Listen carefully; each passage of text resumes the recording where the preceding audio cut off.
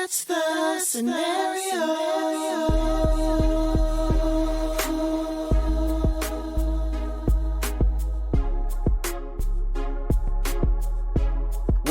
Welcome. Come on in, close the door behind you, and pull up a seat to the grown-ups table. You are with the scenario once again for another episode. We are still keeping it rocking and rolling in season 9. I don't know why I say rocking and rolling. It's not really a phrase I would use a lot, but here we are.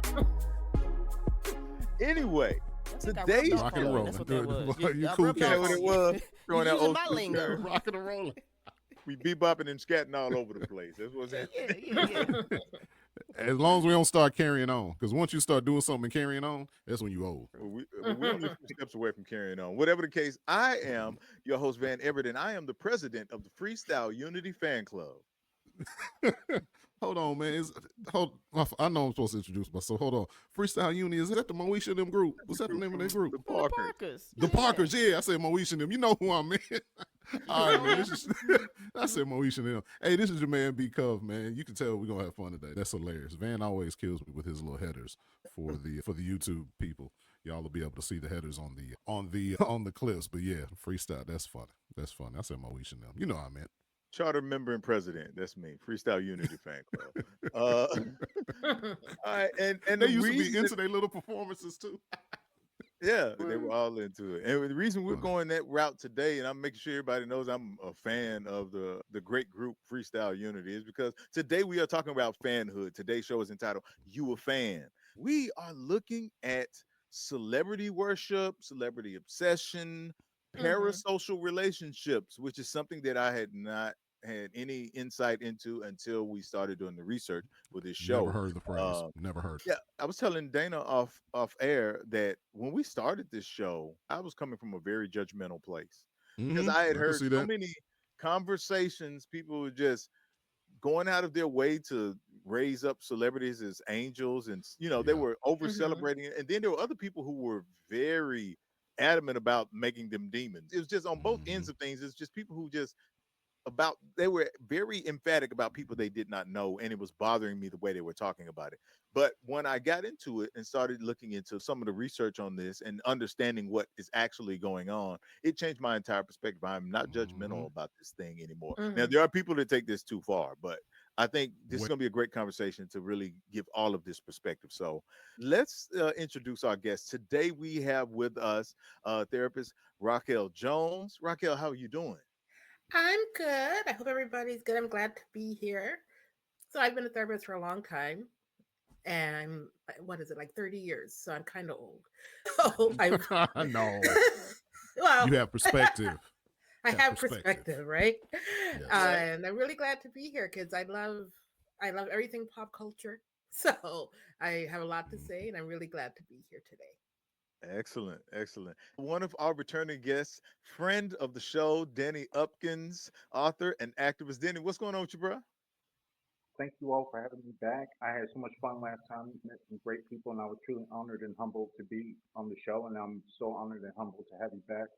I know when you had mentioned this topic, I was really excited to get into it because just being both person of color and an LGBTQ, and we discussed, I felt like I could probably bring a unique perspective that may not have been otherwise touched on that could also add some dimension to this conversation about hero worship and whatnot. Yeah, I think you can too. We always trying to add some dimensions. Yeah, this is Denny's. Technically, it's his third time, but it's actually his second time because one time it's just like when somebody come over to your house. But after the third time, like you kind of got free. You can go if you gotta go get something to drink, go and get yourself your own drink. You've been here 3 times. I consider you, like you say, you've been graduated to friend of the show now. So congrats. Exactly. If we were giving away free sandwiches, we would punch 3 holes in your card at this point. Come on now. So we're going to get into this conversation here in just a moment. But as always, we have a playlist to go with the show. You know how we do. We have our companion playlist exclusively on Spotify. We're going to go into a song from that, and then we'll come back and do our discussion. So let's start things off with a little Hollywood Divorce, Outkast, featuring Snoop Dogg and Lil Wayne from the album of that really didn't actually exist. If you ever ask me, did Idlewild exist? I'll tell you. Idlewild, it's But the song exists, so we're gonna play it right here on the scenario, y'all. I believe that you can find good in any situation, and that's the scenario. This is Don Lottie, live every day, and that's the scenario.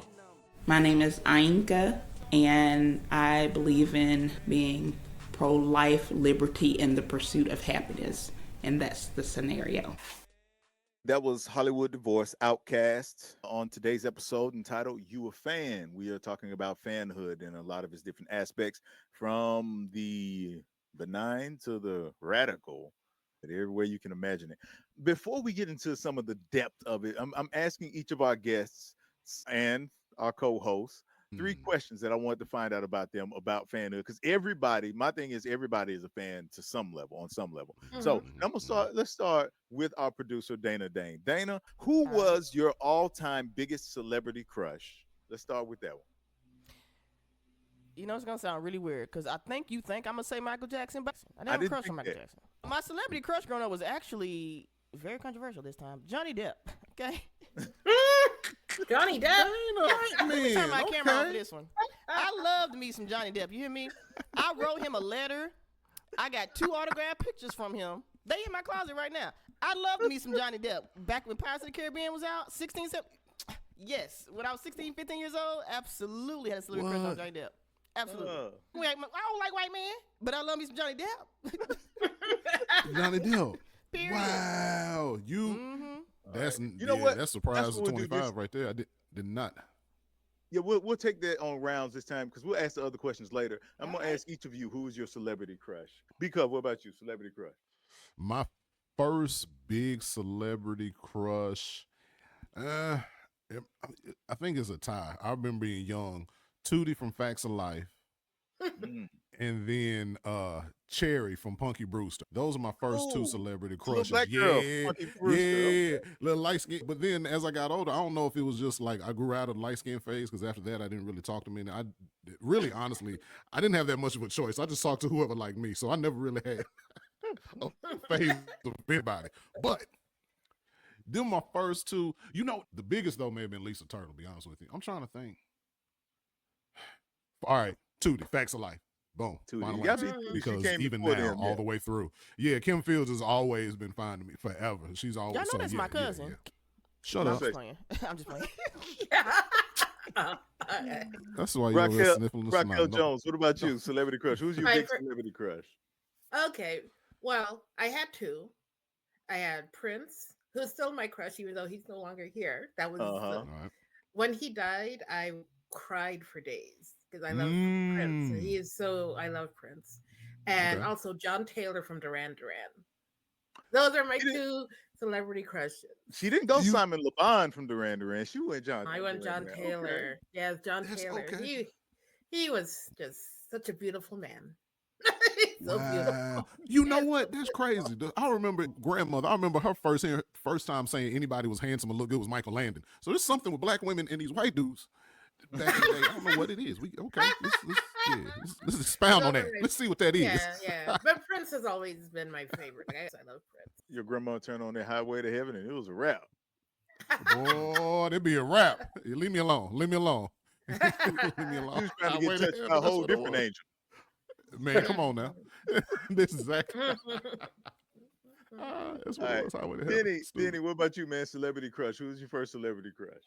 Okay, the first celebrity crushes, because I got to show them some love, and they're still the loves of my life. Grace Jones, Janet Jackson, Tina Turner, Tila, and Batgirl, because 5-year-old Denny was a hit with the ladies.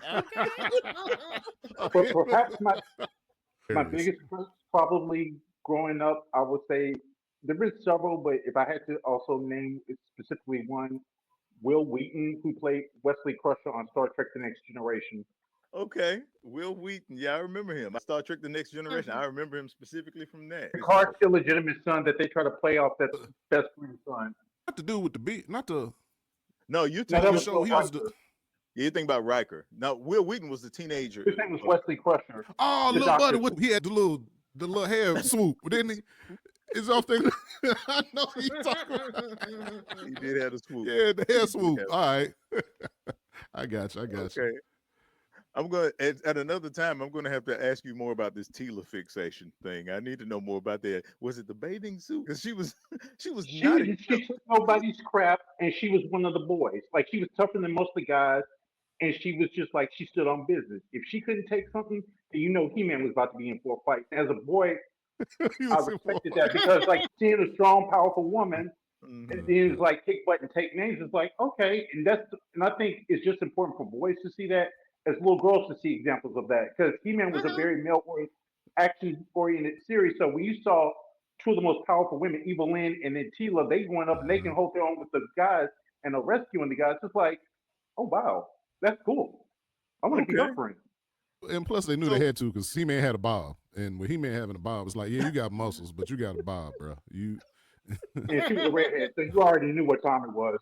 Yeah. You get on that side. Okay, so here's the thing with mine. What I realized, I know what my first conscious celebrity crush was. My first conscious celebrity crush was Denise Huxtable. Yep. I knew you were going to say the Cosby Show. That's the one that I remember an awakening taking place. It's something. Something's happening here. But what I realized, that the woman that I had a crush on, that I didn't realize I had a crush on until I got older. And this was only after I saw her again in some footage. And I remember thinking, even back when I was a kid, oh, I just find her so beautiful. And that's Donna Summer. I love Donna Summer. Okay, I see. But when I was a kid, I like her. I don't know if it's her albums or whatever, album covers or whatever it was. I just had a thing about Donna Summer, but I didn't realize that I had a crush on her until I got older. And then I saw her again. I was like, oh, yeah, she warrants a crush. Hold on now. I went to school with two of her daughters. They were actually a year and 2 years behind me. In fact, the one behind me, she graduated valedictorian. Okay. Oh wow. Both of them were amazing and great. I saw Donna in passing when she was with and her dad and the daughters were wonderful. So great people. That's really cool. You got good taste, Van. Good job. All right, thanks. I appreciate that. Tootie's not bad either, bro. All right. Thank you. Okay, so again, as we see, the impact, the influence, the presence of celebrity is always there. It's always around us. It influences the way that we think about a lot of different things. Sometimes those things can be positive, sometimes they can be negative. But when we look at it, in this current society, do we believe that celebrity influence is outsized? Is it more than it should be at this particular point? I'm just curious about both of your perspectives. So Raquel, Denny, when you look at just on a large scale, does it seem to you that the celebrity presence has more influence than it should, or is it about what is to be expected? I think sometimes it has more than it should, and I think sometimes people get so obsessed with these celebrities, like they think that they know them, and like they'll do things that they think they're doing for the celebrity, but the celebrity doesn't know who you are, so it doesn't even matter. So I think it's a little bit out of control. I think with the advent of social media, people just get really involved with stuff that's on there, and sometimes these celebrities talk too much, like Cardi B needs to let us get out of her group chat with her and Offset, because we know too much about Cardi. So they talk so much and they act like you're their friend, and it's a lot. And I miss the days when that was not the case. What we needed to know, we didn't know all this personal information that's not necessary.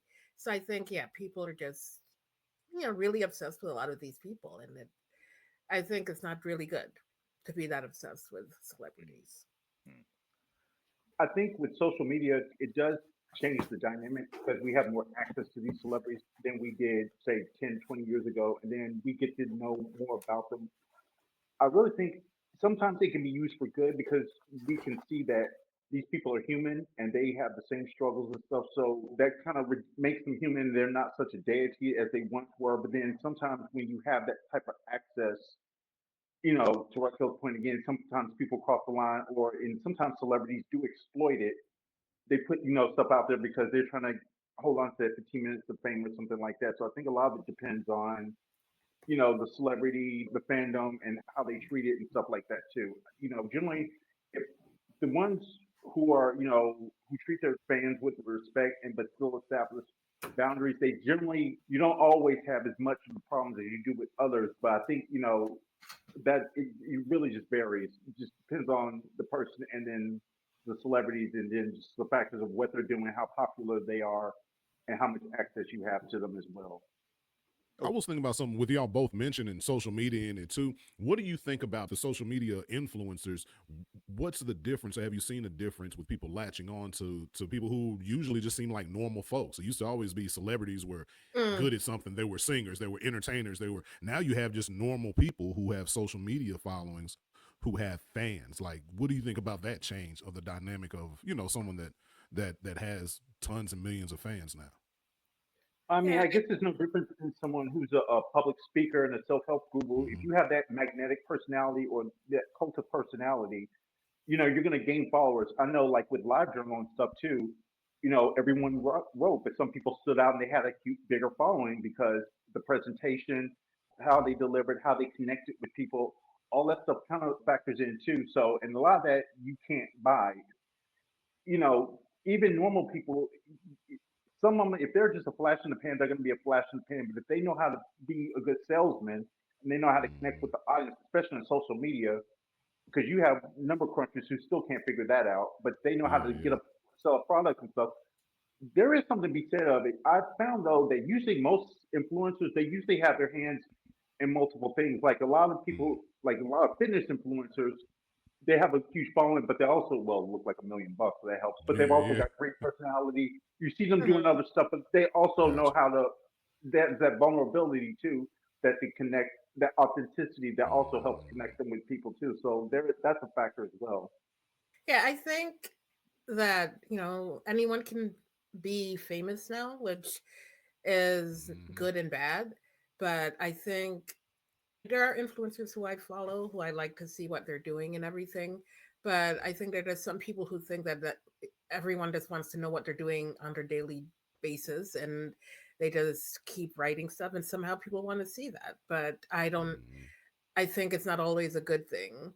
What I don't like is when people use their children and post stuff about their kids and have videos of their children and everything going on with their kids, because I don't think your kids need to be on social media. If you want to make it about you, that's fine, but not about your children, because they don't really get a say in becoming influencers. You know what I mean? Like, you're exploiting them because you can make money that way. I miss the days again of back when like you said, to be a celebrity, you had to have a talent.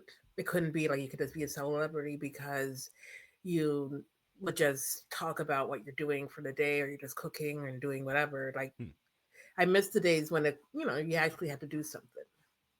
But I know people make a lot of money being influencers. When TikTok closed down for that few hours, everyone was losing their mind because they thought they weren't going to have any money anymore, because so many people make money that way.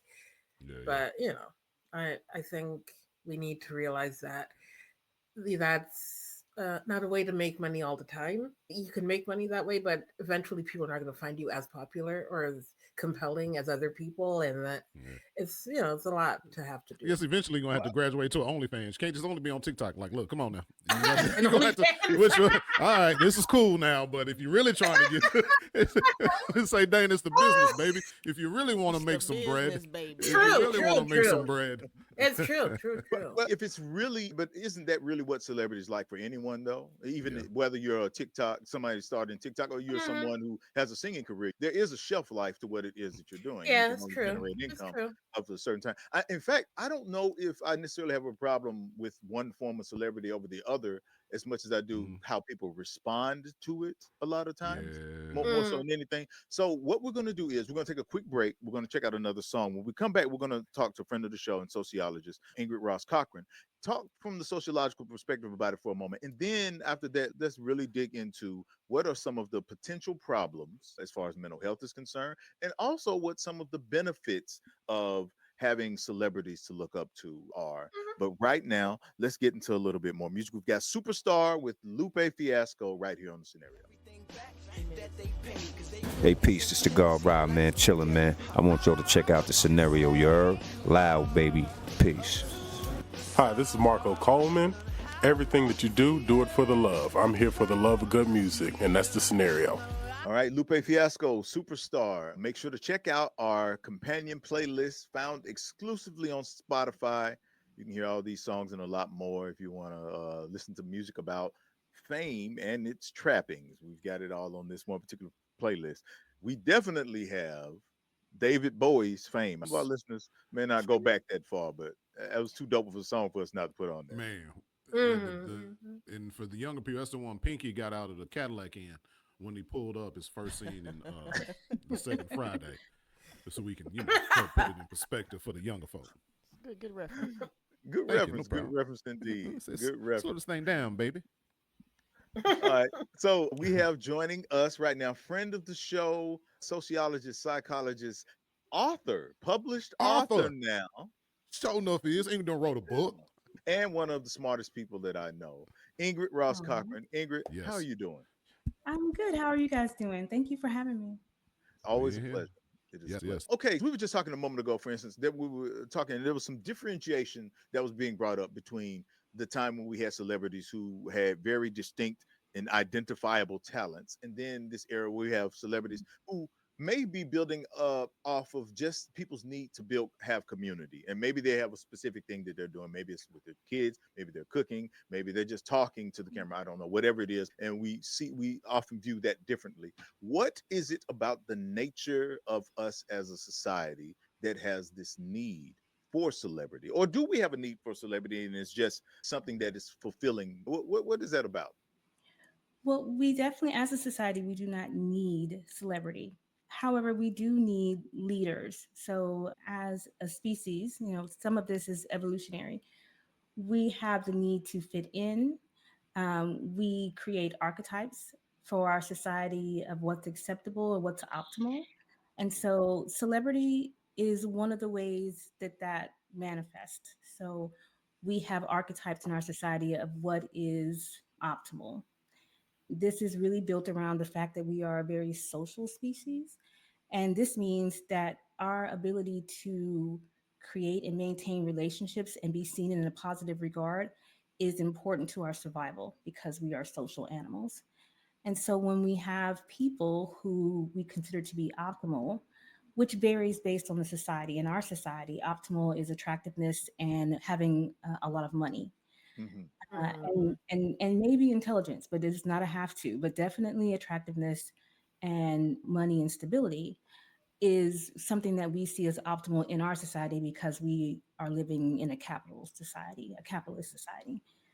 And then some of it, when it veers too far, is really focused on trauma, kind of trauma to identity. We as human beings, we develop in different stages socially. And like I said, because we are social animals, our social development is very important to our survival. And one of the stages that's very critical is our ability to kind of individuate, our ability to create and maintain a sense of identity. And this happens in adolescence. And so some of us have experienced trauma in that time. And this has created a sense of needing to mold ourselves after others because we do not have a firm sense of identity or good self-esteem. Yeah. And if we have trauma during that critical time period of adolescence, which is 12 to 18, then we will really struggle with the ability to see ourselves as individuals and value our identity, our individualism, versus wanting to be like someone else or fit in with the crowd. Yeah. And no better crowd to fit in than one that already has a couple of good bops. Yeah. Right. That definitely makes sense. Yeah. So now we know, obviously, like you said, the prime area for people to latch onto these types of things, obviously, is in their youth at a certain age. And it's fairly common among young people to do that. But we also see that it can often continue for us into older ages. At what point is it considered unhealthy? Because I think on some level we're building community when we're doing it. Sometimes it allows us opportunity for community, but is it not necessarily healthy for us anymore? Because I often see people sometimes that it becomes their personality. It becomes a stand-in for having a personality, for lack of a better term. And I think it's where it seems like a lot of the problems start. Where do you find the lines being drawn? as one gets older, it's like, okay, well, now we're crossing over into something that's not necessarily just something that's a part of development. Yeah, so that is the stage. Adolescence, 12 to 18 is the stage to properly establish your identity, to make commitments about who you are, what your values are. If you experience trauma during that time, then that can disrupt that development. And you are essentially stuck there until you go through a process of healing, be it therapy or life lessons that bring you a sense of growth where you can get past it. And so if you're stuck there, then you may be stuck there for life. Our adult development is not guaranteed. If we experience trauma within these different critical stages, we can be kind of become stuck there. And so after adolescence, after early adulthood, you should be able to have a firm sense of identity and not be swayed by the populace around different things like how you dress or how you look or what you value. And so after that stage, it should definitely be in the background for you. If you don't matriculate through that stage properly, then that means that while you are in your adult stage, right after adolescence, after 18, you have still not achieved the identity that you want, that is for you, then you will fall prey to consumerism. You will fall prey to peer pressure. You'll be keeping up with the Joneses. You'll be, you know, I think we've talked in the past about plastic surgery and things of that nature. That is all tied to kind of this celebrity worship.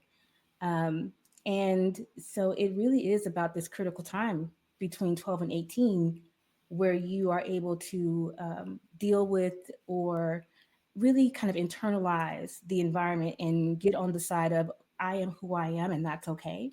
And I don't have to be like others. And I don't have to look to others for my values and the way that I should behave in the world. Raquel Jones, as a therapist, what does it look like when an individual gets to that space where we're on the far end of the spectrum, the celebrity worship spectrum? What does that usually look like? I mean, usually that'll look like you're always talking about a certain celebrity, like you know everything about them, you're following them, that's all you think about. You think that they're your friend sometimes, or like you feel you have to do things in order to impress them, or just you just become obsessed with the person. I've seen this, so with certain celebrities, with certain clients, where they become so obsessed with the celebrity, like that's their main focus in life, and they don't know how to not be obsessed with them. And it's like Ingrid was saying, it does have a lot to do with the trauma you suffered when you were an adolescent, because you'll take that into adulthood sometimes.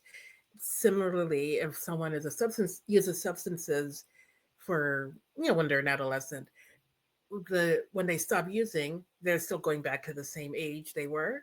So it's like you never really grew up.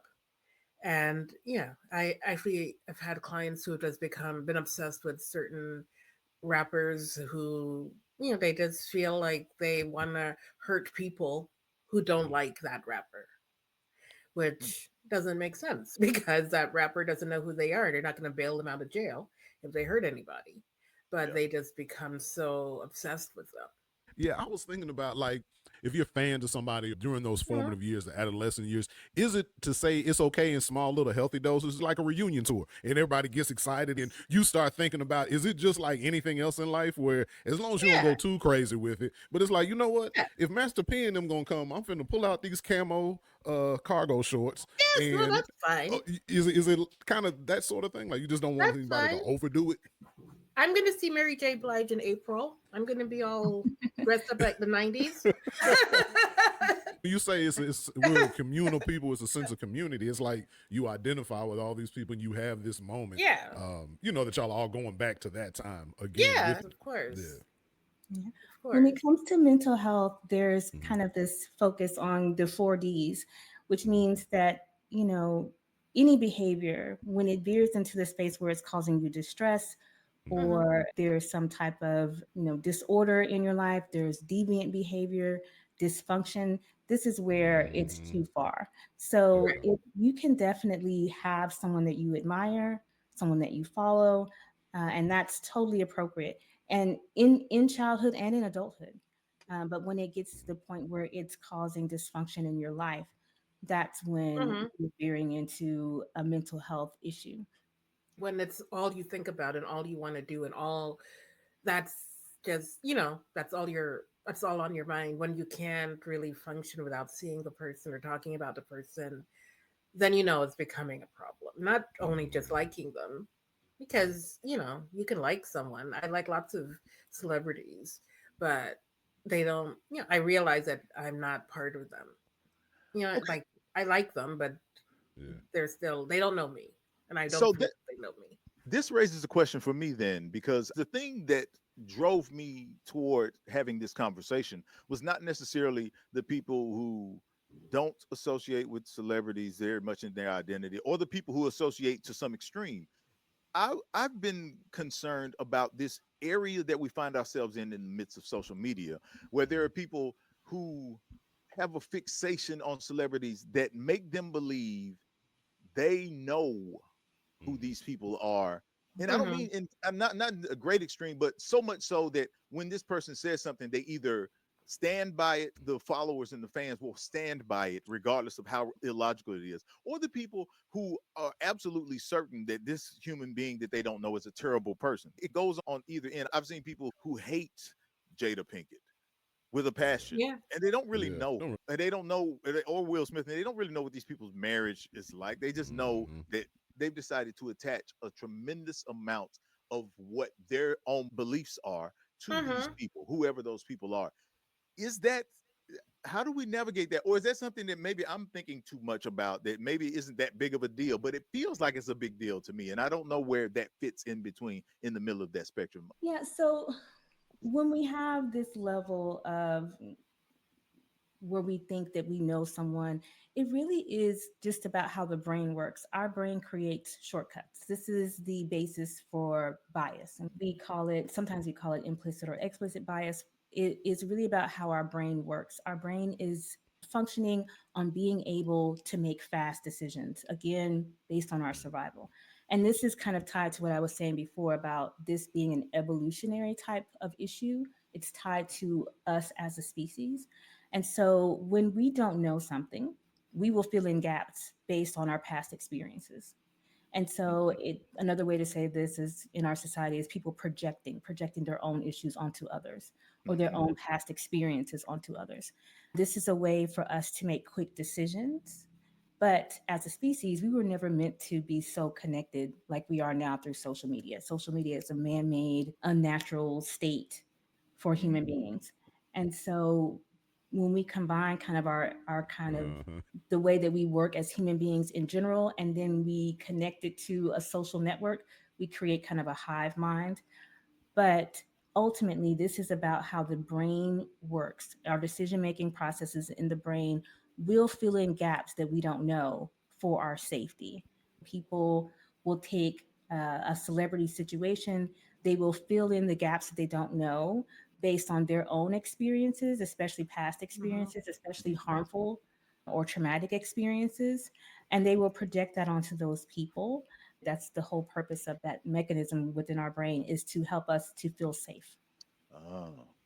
So when you said hive mind, I heard that. Yeah, that's what we have with meta is a good way to talk about it.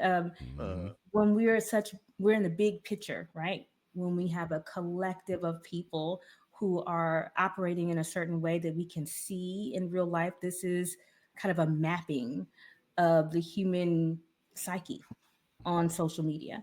And so when we see this type of behavior, it's a reflection of our collective addiction to social media, but it also is a good way to map how human beings work, how behavior works in a real way. And so social behavior can be easily tracked on social media. And so what we see in individuals, so if I was working one-on-one with a client in some type of counseling, I would be able, you're projecting your own values, you're projecting your own experiences. Well, we do that on a collective scale too. And so whenever we don't have the information, our brain will close those gaps so that we can make what we feel like informed decisions for our safety. That's the point of it, for us to feel safe, for us to make good decisions and to be safe in the world, because the origin of our species, we were tribal. We had to make very fast decisions for our safety. We're no longer in that space, at least in the industrialized country that we live in, but we still have that mechanism, and it plays out in our social environment.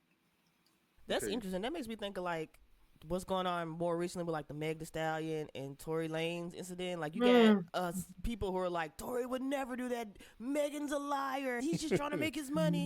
And then you got people that's like, Meg is so innocent. She's the one. She's just living her. It's just two extremes, and people are like, that's their lives, like defending these people. That's exactly. Well, I'll defend Megan forever. You know what? I think Megan forever. I am a hottie. Okay.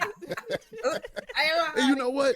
I think you bringing that up though, Dana, that's perfect, because it started just being so extreme to where it's not just two people who I'm listening to their story and I believe one person or the other. It's, oh, you don't love black women. It's like, no, I'm not saying that. I heard the story and I don't believe one person or the other. Like, can I just agree with somebody and not, you know what I'm saying, go to the extreme of, oh, if you don't love black women. It's like, no, I just heard the story that I didn't believe. And on the same token, it's like, okay, it was a crime committed. The man is in jail. Like he's in jail. Like he did something. Like he did something wrong. Because she said something. It's the same with Future and Sierra too. People projecting their values around single motherhood and big families and cheating. They're filling in the gaps that they believe happened because of their own experiences. That raises a question, because celebrity is one thing, but black celebrity has a lot of other baggage that goes along with it. Because of the idea that representation matters, and we so often see ourselves either unrepresented or misrepresented. We have a history of being misrepresented in media, as it were. You can tell that need for emotional safety comes into play in ways that I don't think it comes into play for any other group a lot of times when we are talking about us or the people that we want to represent us on some emotional level. How do we have a healthy sense of us and still be able to keep some distance between ourselves and celebrities and the celebrity culture that's out there, that oftentimes it can sometimes positively be empowering? There are sometimes we see people do positive things and good things, and they're black and they're celebrities, and it has a positive impact and influence. How can we maintain the value of that positive influence without us being so caught up and drained by celebrity culture? I think we have to remember that even though these people are celebrities, they're still people. And even though we might love them and think they're great, they're still people and they're not perfect. And I think it's also important that we build communities outside of social media and outside of the celebrity worship. That way, you can be around other people. I mean, like I said, I love Megan Thee Stallion. I think she's wonderful. And I went to her concert and I feel like I love her. I think she's great. But again, I don't know her. So even though I love her and think she's great, I realize that I only know what she lets us see. There could be other things that we don't know, right? I don't get caught up in that. I think we have to just remember that no matter what, these are regular people and they do things that we might not agree with, and that's okay. But we don't really know these people, even though sometimes it seems like we do. We really don't know them. This is really loaded. And like I said before about the survival piece, how much of this is kind of hardwired into us as a species for our survival. When we are thinking about Black people specifically, I talk a lot about generational historical trauma. And so this is why it is much more of an issue within African American communities because of several things, kind of like what you said before about the misrepresentation or the lack of representation. So this gives Black people are really looking for people that they can look up to within our society. There's also this false belief that the actions of individual Black people reflect poorly on the collective or positively on the collective. And this is really not true. This is a reflection of white supremacy. During slavery, our first encounters within being Black in this country, we were under assault by white people at the time, And that meant that if one individual Black person did anything, they didn't have to actually do anything, but if they were, thought to have done something, then all of the Black people in that area would suffer. And that was during slavery. They would harm slaves or punish slaves in front of everyone if they stepped out of line, or everyone would have to do more work if an individual stepped on or wasn't doing what they were supposed to do. And then as we move into Reconstruction and Jim Crow, this is when we get into lynchings and domestic terrorism. So in a town, a Black person looks at a white person the wrong way, and now we're running everyone out of town. And so this has created this sense that we all must act alike. We all must get in line so that we are safe. And so if we all act alike and we all have the same beliefs, then we can be safe from the different ways that Black people can be in jeopardy throughout history. This has created this belief that another Black person who doesn't have the same background as me, but just happens to be the same skin color, that their behaviors reflect on me poorly or positively. And so that is really the root of that issue, that survival-based way of thinking that's rooted in racism. Yeah, it's so true, because I think even in the sense that we think that we have, like if we wear a suit or we dress up or we do certain things, and white people are going to like us and think we're great. But in actuality, it doesn't even matter what you wear. If someone is racist is going to hurt you, they're going to do that regardless. When you go on the interview, they're going to know that they're Black. So it doesn't really matter. I think we really need to break the shackles of white supremacy and realize that white people are going to probably be racist, and you have to still live your life. And just because there's some female rappers who are dancing half naked doesn't mean that all Black women are that way. And if some Black women are that way, that's okay. That's who they are. Doesn't mean that every Black woman is that way, but we have to really stop the idea that you have to be a certain way to be respected, because it's not the way that it is. What we're going to do is we're going to play a song right quick. When we come back, we'll get right back into this. We're going to listen to Overnight Celebrity by Twister. When we come back, we'll continue this discussion, but we'll also have 5 fast facts on celebrity worship. What's up, y'all? It's your man Stokely here, hanging out right here on The Scenario. Keep it locked. This is Lauren Ash. Always remember, lead with love and get off your butt, and that's The Scenario. This is Courtney Ogunpola with Low Trucks LLC, and that is The Scenario. So we're about to get into 5 fast facts about celebrity worship. Of course, some of this isn't worship, but that's what we're calling it because it was a lot simpler for me to put into the graphic. It just sounds right too, right? Just sounds right. So let's dig into fact number 1. Fact number 1, the phenomenon when a person has a one-sided affiliation with a performer is called parasocial relationship. The term, coined by sociologists in 1956, describes what sometimes happens when a person's interactions with a celebrity begin to feel psychologically and emotionally the same as their interactions with people that they personally know. Me and my wife will go to a movie and it starred Denzel Washington. She would say, 2 tickets for Denzel, please. I'm like, why can't we just call it about a movie? I don't know how to feel about that. It's like, but she talks about people like that personally. It's just a way that we just tend to talk about. So some of it, I think, is just, let's get with fact number 2, Biko. All right. So fact number 2. According to the research found in a 2023 Time magazine article, roughly 51% of Americans have been in a parasocial relationship, but only 16% have been known to admit it. In many cases, participants simply aren't aware of the behavior. But if you've ever yelled at a TV and the athlete on that TV screen, even though those people couldn't hear you, well, and this kind of hit home for me because I'm like, yep, I've sat there and yelled at these people who, number one, did not get up as early as I did to watch this game. Number 2, they get paid to play said game. And after this, they're going to go home to their great lives. And I'm still sitting here mad and upset and eating a bucket of Rotel dip. So, yeah. Not a bucket. Yeah. A bucket? I definitely understand. A bucket? A bucket. You down there with a bucket. And now at least you lost this game. Now you sitting over here with Rotel dip. Now you're mad and gassy. It's just bad. I think one of the interesting things about that is, because I've done that too. I've definitely yelled at the TV at some guy who could not hear me.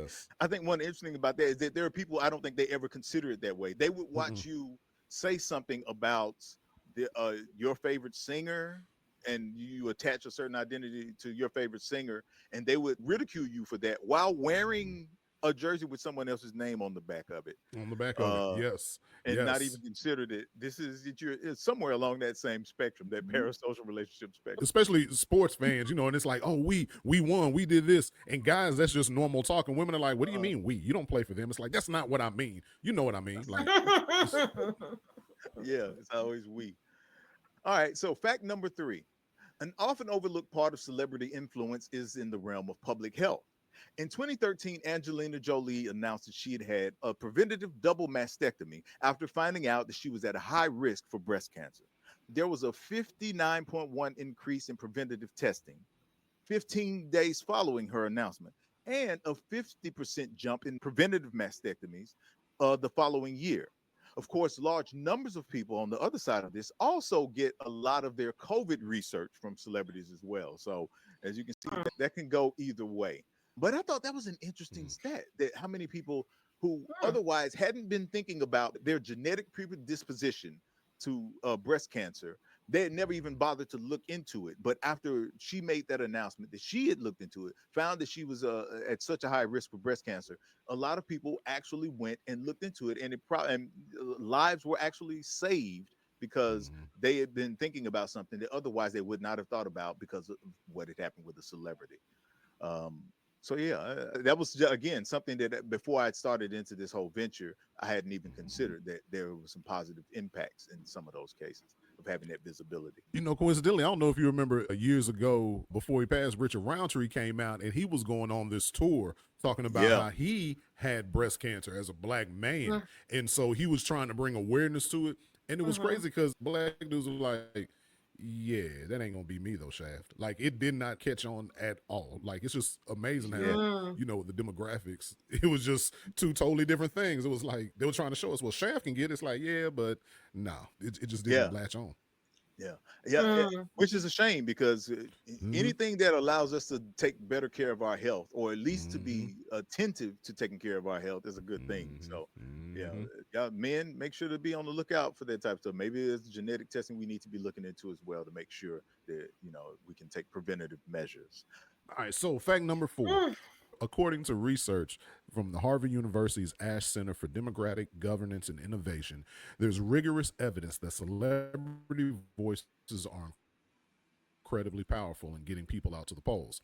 Ashley Spillane, the study's author and a civic engagement and political expert, notes right now young voters have relatively low levels of trust in a lot of leaders and institutions, including traditional news media, but celebrities are often a rare exception.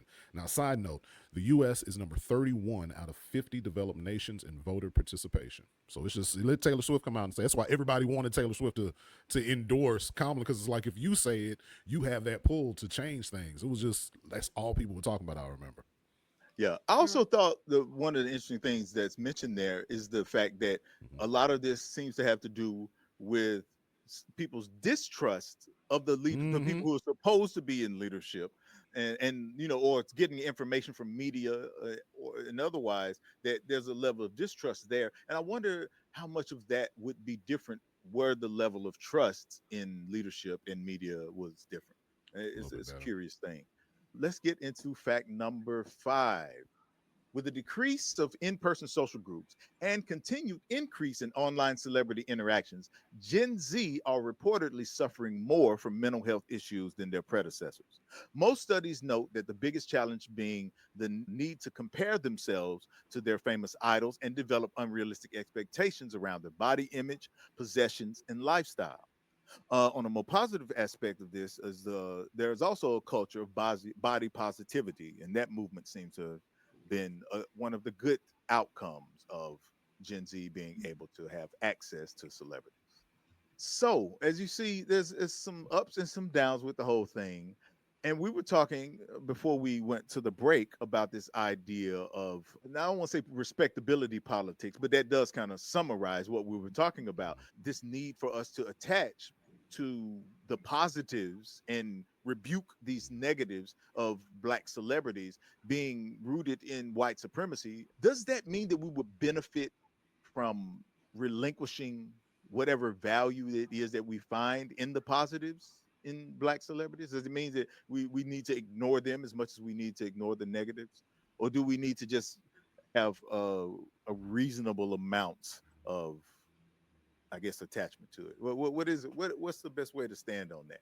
I think we need to frame it in context. I had a conversation with a good friend of mine because in the recent, I believe it was Denzel interview, he shared about his struggles with alcoholism, and he even shared that he had done drugs, he had done hard drugs, and he never had an addiction with them. But when it came to alcoholism, that was where it got him. It seemed like he never got out of control with it, but it was something he struggled with. And she took issue with that because she was like, he's one of the most respected actors of our generation, almost any generation.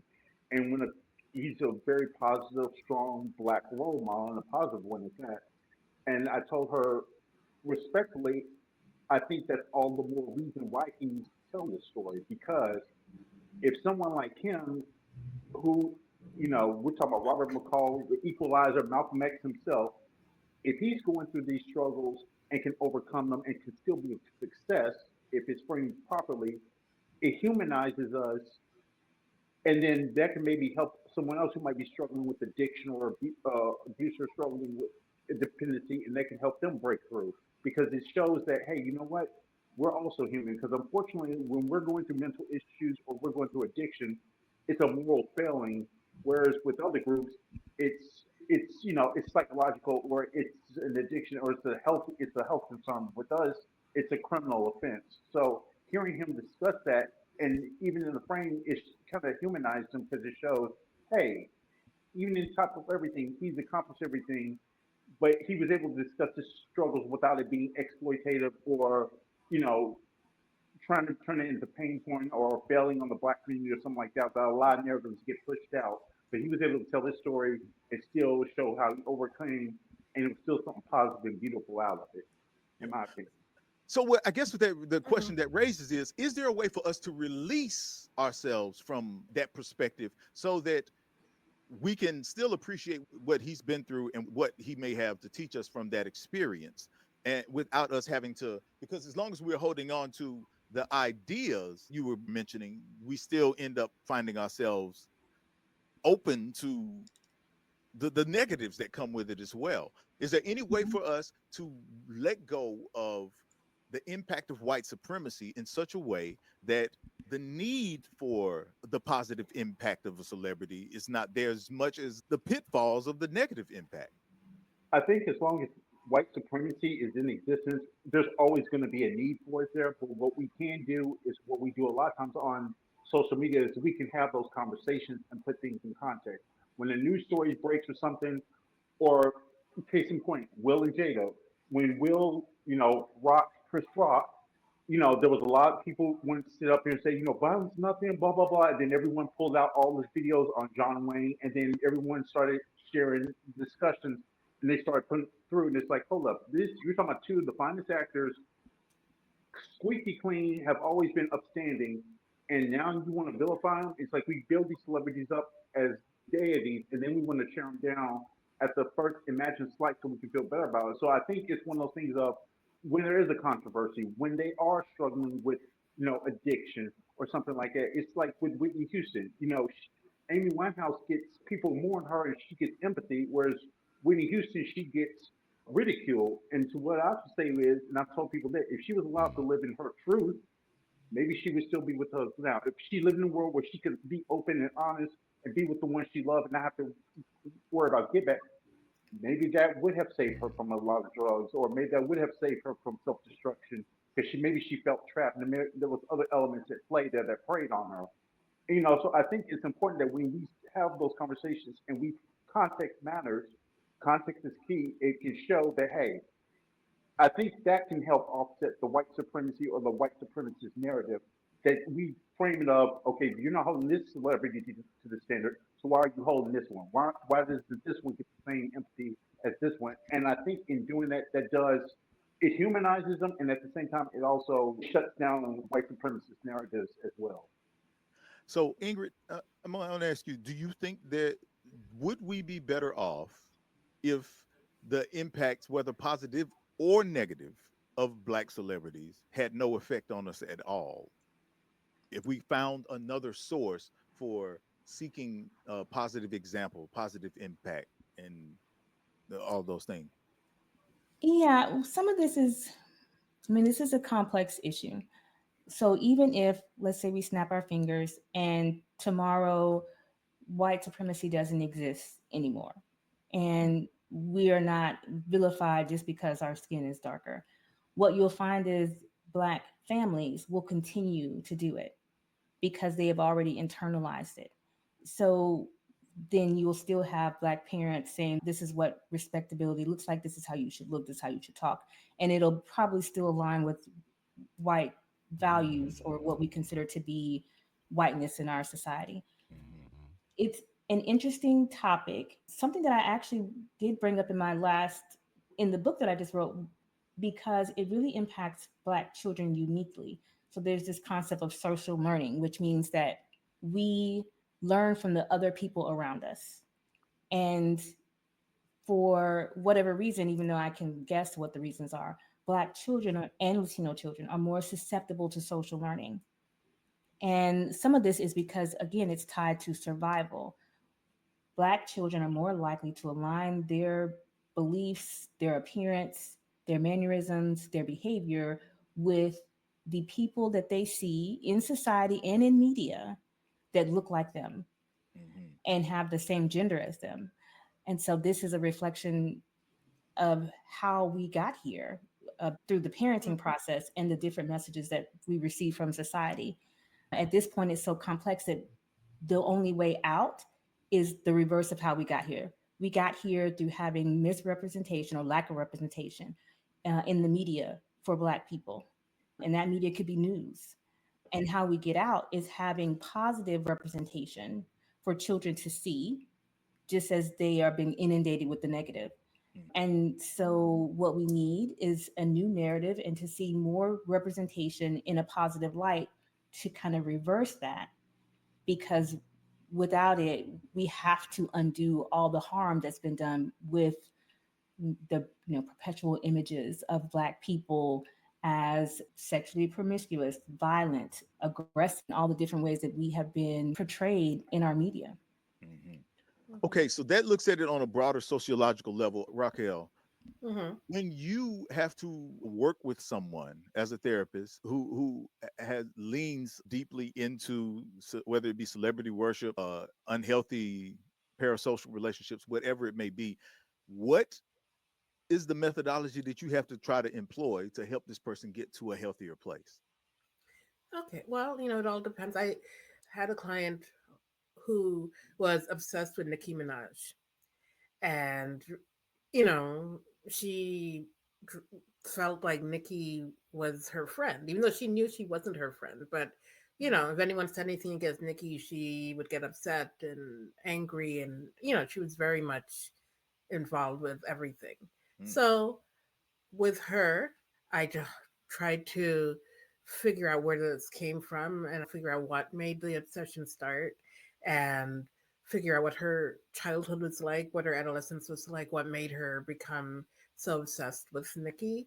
And once we were able to figure that out, then we were able to work on helping her to still be a fan, but realize that she could not have this relationship with her that she kept thinking she did, and being able to see Nicki Minaj as being a person who would make mistakes and do whatever she's going to do, but it had nothing to do with her.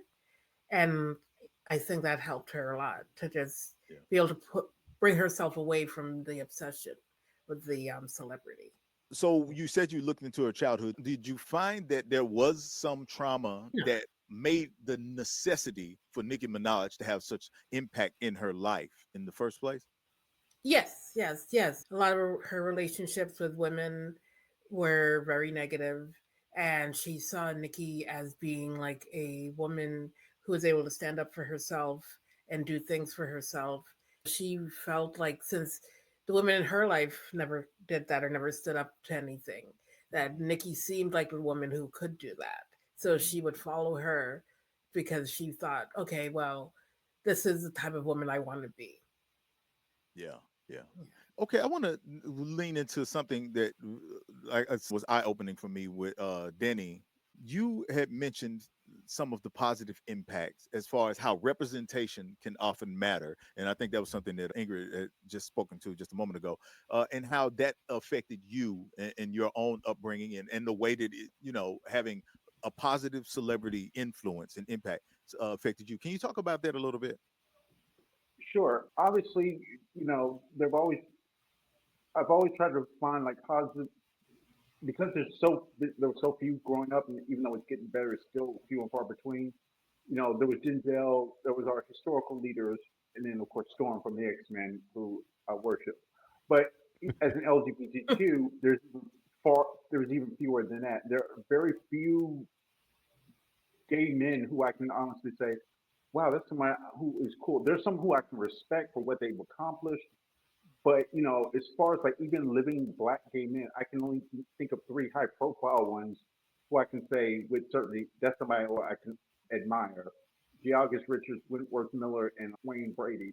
But like historically, there hasn't been that many. And, when I discovered Alan Turing, that was one. He's the reason we're using computers now, for those who don't know.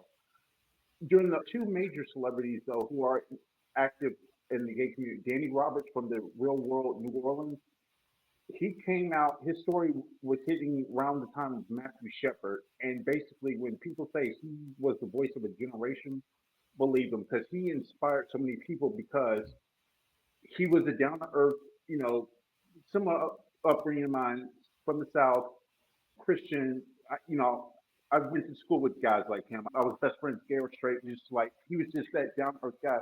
So I connected with him because he was the down-to-earth strongness in his moral convictions as well. You didn't get to see a lot of people that age, and especially from that community. So he became a voice for so many people who probably would have turned away from the LGBTQ, or probably would have just sat in shame. During the quarantine, I got to connect with him on social media, and the same for Robert Gant, who is an actor on Queer as Folk. He's been in other stuff too, major actor and stuff. And so I got to connect with them, and just being able to connect with those people and finally saying, okay, knowing the struggles they went through, they've been able to be a success as as a queer male. That kind of gave me a template to say, okay, you know what? You can thrive in this space. You don't have to fit a mold, or have to fit a minstrel show or stereotype, or have to be some tragedy. You can be your authentic self, or you can be strong, or you can be your own man and still be successful. They were kind of my heroes in that regard. So they were 2. There have been others, but they were 2 definitely who, because of social media, being able to connect and being able to chat with them, that changed my life in a positive manner, because then it also helped me on my journey of, you know what, they've helped me, and now I'm coming into my own, and I can be my own superhero. That's one of the aspects that I don't think gets touched on enough. Same could be said for T.S. Madison. She's being a hero for a lot of trans women out there, and she's giving back to the community and stuff, and just seeing, someone who's successful, beautiful, tough, and strong. She's inspiring a lot of people. And I think that's one of the ways their celebrities can be a positive impact in communities and can do a lot of good for a lot of people trying to find their way. Okay. Mm-hmm. All right. Before we get ready to wrap this thing up, I want to ask each of you, we had asked earlier in the first part of the show, who's your biggest celebrity crush when you were coming up? You know what? Ingrid wasn't on there. I want to find Ingrid first. Ingrid, I was thinking that. As you were coming up, who's your big celebrity crush? Erykah Badu. Okay. Erykah Badu. Yeah, I can see that. Yeah, yes. I see it. Well, it was split. Erykah Badu and Oprah. Okay. Not Oprah. What is Oprah? What Oprah you talking about? Which Oprah? Well, no, not 80. I guess 90s Oprah, but yes. Not 80s Oprah. 90s Oprah. Yes. Not Miss Sophia. We're talking about. I will say this. Well, Miss Sophia, yes, a rich black woman. That's yes. All right. She was the only one that I knew. Hey. Dan said Ingrid was one of the smartest people he knows. So, yes, definitely. A rich black woman. Ain't nothing wrong with it. Yeah. And Oprah has had a lot of impact. She's someone who has impacted me and this is leads to my next question. She's somebody that impacted me because the reason I do this show, the way that I do this show, is because of her. I saw that she was able to have a tremendous amount of impact on the narrative, on just the human narrative. When we think about the concept of the aha moment, that people expect to have an aha moment in their lives now. And the whole idea of the aha moment came from the Oprah Winfrey Show. That there will be a moment that you will have a revelation and it will be transformative in such a way that it will turn your life in a different direction. And that's something that's an expectation that wasn't there for the average human being until that show came along. And which brings me to a question, and then we're going to get to the last thing that I want to ask about your positive, whoever had a positive impact as a celebrity. What can we contribute to the public narrative that will help shift the way that we think about celebrity and the importance that we put on it, or the way that we talk to other people about it, or all the negative aspects of it? What is it? Is there anything that we can contribute as people to the public narrative that can help to shift this when we're having these conversations? I know that's a broad question, but that's always what I'm thinking about, is the narrative. I'm always with mind your business. Mind your business. Yeah, that's good and succinct. Yeah. I don't know that. Yep. I don't know if there's anything you can really do to shift the people's perception. I think we just have to spend some time outside and not on your computer and not following everybody and not, not getting involved in all their lives, because, these people are richer than you. They have more than you. They're living their lives differently than you. You need to just, go outside, do things with your family, do things with your friends. Just have a life outside of social media, outside of TikTok, outside of OnlyFans or whatever. Have a life outside of that, because if you don't, it just consumes you. And, that's it. Just have other people in your life. Well, we're getting ready to close things out. I wanted to, Denny told us about some of the people that have had a positive impact on him. I mentioned that Oprah was somebody that had a positive impact on me as a celebrity. Dana, as we get ready to close things out, who's somebody that had a positive impact on you as a celebrity? I would say Marsha Ambrosius, formerly of Floetry, but she has her own solo success. I would say that was the first celebrity I met, not on no creepy stuff, not no stalking on the internet. She just was really involved with her fans and the people who appreciated her. And she was really loving to us. Let us come backstage and meet her on I met her 5 times. It was pretty tight. So just knowing that, okay, you could be a big celebrity, famous, wrote for Michael Jackson, got your Grammys, but you still appreciate people who aren't obsessive. But, people who you can tell are your fan, your fans. So just interacting with people online. She would have us on back in the day, on Ustream. We would be on Ustream all the time. She would have us in the studio with her, on her computer, watching her record sometimes. So just how that fan and celebrity interaction went, or creative to listener interaction went, I just thought that was really cool. Okay. B-Cub, what about you? For me, it was Bill Cosby. Growing up with just my mother, grandmother, watching the Cosby Show, even before I even thought I could be funny, seeing how he parented, how he was able to do all of that, I just knew and identified with, that's what I want to be. Now, whatever, came of it afterwards, cool. But as for me, as that young kid who didn't see that on a regular, I was just that's how I wanted to be. And that's subconsciously how I fathered and tried to be. So for me, even before comedy, it was, that image of a dad was Bill Cosby for me. Raquel Jones, what about you? Well, you probably never heard of this person. Louise Bennett is a poet from Jamaica, and I'm Jamaican. Just reading her poetry just always brought me good memories. I was born in Jamaica, but I came to the States when I was little, when I was 5. So just reading her poetry just influenced me. It was just nice just to have memories of Jamaica and stuff like that. Okay. Ingrid Ross Cochran, what about you? What celebrity has had a positive impact on you? I think it's about you. That's the, she's also the crush, but also she really had, I remember when I was younger and I really appreciated her ability to be herself. She was very unique and she stood out from everyone else. And even when her first video, she's at a farm. Yeah, I'm Southern Black woman. It really resonated with me. And at the time, I didn't even know she was from Texas. My family's from Texas, so. Okay. Mm-hmm. All right.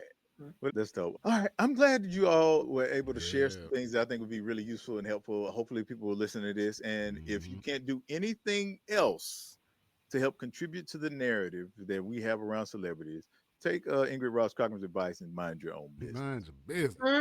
And that is the scenario.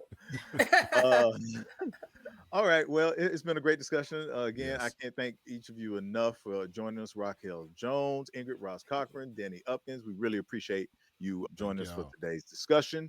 Make sure to like, listen, and subscribe to the Scenario Radio Show. Go to www.thescenarioradioshow.com.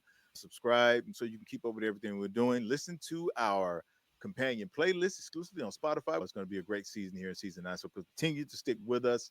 On behalf of the team, Dana Dane doing the dang thing on the other side of the glass, and everybody's favorite play cousin B Cove, I'm Van Everett saying take care of one another, and God willing, we'll talk again soon. Peace out.